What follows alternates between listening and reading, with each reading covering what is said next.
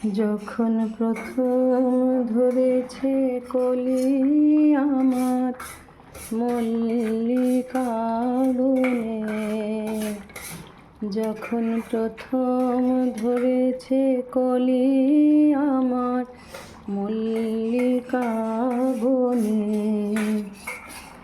তখনই বন্ধু তোমার লাগিয়া বেঁধেছিল অঞ্জলি আমার মল্লিকা বনে, আমার মল্লিকা বনে।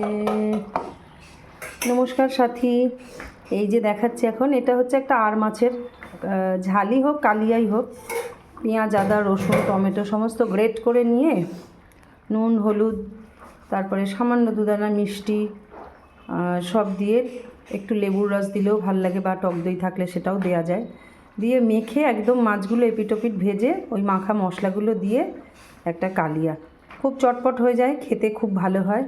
আর তার সঙ্গে করলাম হচ্ছে পাবদা, ছেলে পাবদা মাছ খেতে চেয়েছে তাই জন্য পাবদা মাছ এসেছে। এই যে পাবদা মাছগুলো করেছি আমি, এটা ডেকোরেশনই বলো, দেখতে সুন্দর লাগে আর একটু গন্ধও লাগে, গরমের দিনে এরম ঝোল খেতে ভাল লাগে।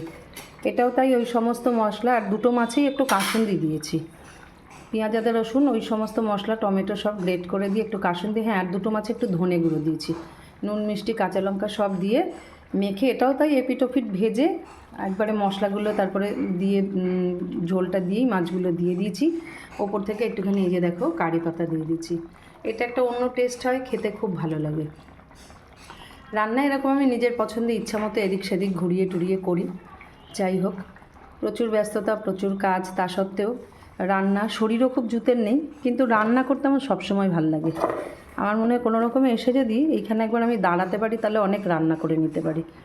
আর আমার ওই দিদি থাকে একটু জোগাড় টোগাড় করে দেয়, যদিও আজকে মশলা টশলা সব আমিই করে নিয়েছি, ফটাফট সব গ্রেট করে নিয়ে করে নিলাম, কিন্তু এক একদিন দিদি করে, পাট পাতার বড়া হবে উচ্ছে ভাজা হবে ওগুলো দিদি করবে, আমি এই অবধি করলাম।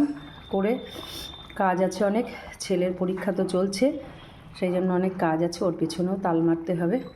সবসময় এই যে একটা কথাই মনে হয়, আমার ছেলে একটু শান্ত ইন্ট্রোভার্ট তো, কিন্তু আমি সবসময় বলি যে কোনো কিছুর জন্যই আমরা চেষ্টা করব, পারবো না বলে কোনো কথা হয় না, কারোর একবারে হয় কারোর 10 বারে হয়, যেটাই হোক সেটা স্কুলে ছাত্রীদেরও যেমন বলি, আমার বাড়িতে সন্তানদেরও বলি, আর যার যেটা ভাল লাগে সেটা করতে হয়, শুধুমাত্র পড়াশুনো একঘেয়ে ভাল লাগে না। আমি এই জন্য মাঝে মাঝে ওকে বলি যা উঠোনে একটু ঘুরে আয়, হেঁটে আয়, এইসব করতে করতেই তো সময় চলে গেল, বাবু বড়ও হয়ে গেল, উচ্চ মাধ্যমিক হয়ে যাবে, মেয়ের মাধ্যমিক হয়ে গেল। তা আমি সবসময় বলি যেটাই হোক কম প্রিপারেশান নিয়ে যদি রেজাল্ট খারাপ হয় সেটাকেই মানতে হবে, যখন সময় ছিল তখন ভাবিনি, ছাত্রীদেরও এই কথাটা বলি, বাড়িতেও বলি।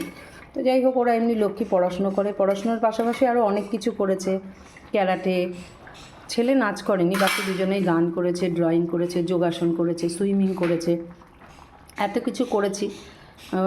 সবাই বলতো জোর করে করে করায়, যাই হোক, কিন্তু ওদেরও ভালো লাগতো, ওরাও আমার সঙ্গে সাথ দিয়েছে, নাহলে কি আর করতে পারে। এভাবেই চলে যাচ্ছে সব দিন। যাই হোক, সকলেই ভালো থেকো, সুস্থ থেকো, আনন্দে থেকো, শুধু মনে রাখতে হবে যেটা আমার ভাল লাগে সেটা আমাকে করতে হবে।